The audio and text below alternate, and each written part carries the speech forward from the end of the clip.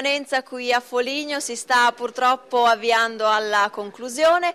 La Regione Veneto ci ha dato la possibilità di vedere esposti i propri prodotti, prima alla bottega, ma ci ha dato anche l'opportunità di assaggiarli. Infatti ci troviamo all'interno della locanda veneta, questa splendida locanda medievale, ma grazie a chi abbiamo potuto assaggiare i piatti tipici del nostro territorio questa sera? Grazie a tutti questi ragazzi che vedete qui attorno a me. Loro sono di due istituti alberghieri, quello di Adria, giusto? Sì. E abbiamo anche la rappresentanza di un altro istituto, quello di Verona. Di Verona. Cominciamo da quello di Adria. Intanto, in quanti eravate? In quanti siete per questi primi d'Italia? Siamo in 12, 6 di cucina e 6 di sala. Ascolta, com'è andata? Quante sono state le persone che avete dovuto gestire questa sera? Che sono state, mi sembra, abbastanza. Questa sera 400, divise in 3 turni. E adesso chiediamo ad un cuoco invece, quali sono stati i piatti che ci avete fatto assaggiare e quanti chili di riso avete cucinato?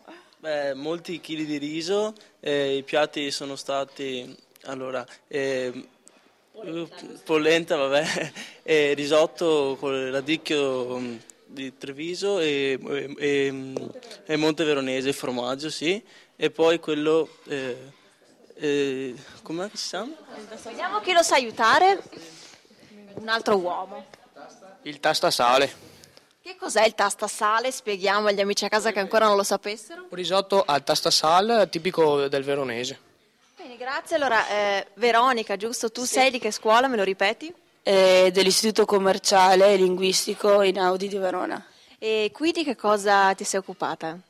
Del ricevimento, non in questo posto ma alla locanda veneta. Che esperienza è stata? Era la prima volta che venivi qui a Foligno per Primi d'Italia? Sì, era la prima volta, io e le mie 3 compagne abbiamo fatto una nuova esperienza ed è stato molto divertente.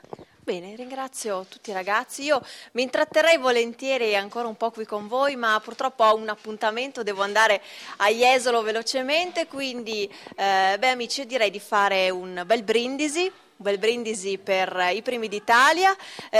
La bottiglia è pronta, mi pare i bicchieri anche, i ragazzi ci sono tutti.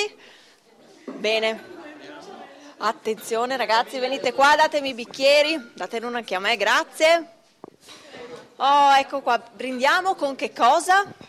Brindiamo con che cosa brindiamo, Gabriele? È un vino della Valpolicella, è fatto con la Molinara ed è un rosé spumante, è straordinario. Un rosé spumante che tanto va a avere in questo. Sì, il vigliacco. Esatto. Venite qua, torna a me, venite. Pronti? Evviva! Viva l'alberghiera, viva i Primi d'Italia, amici, restate con noi perché Verde a Nord continua. E un grazie a Ferro.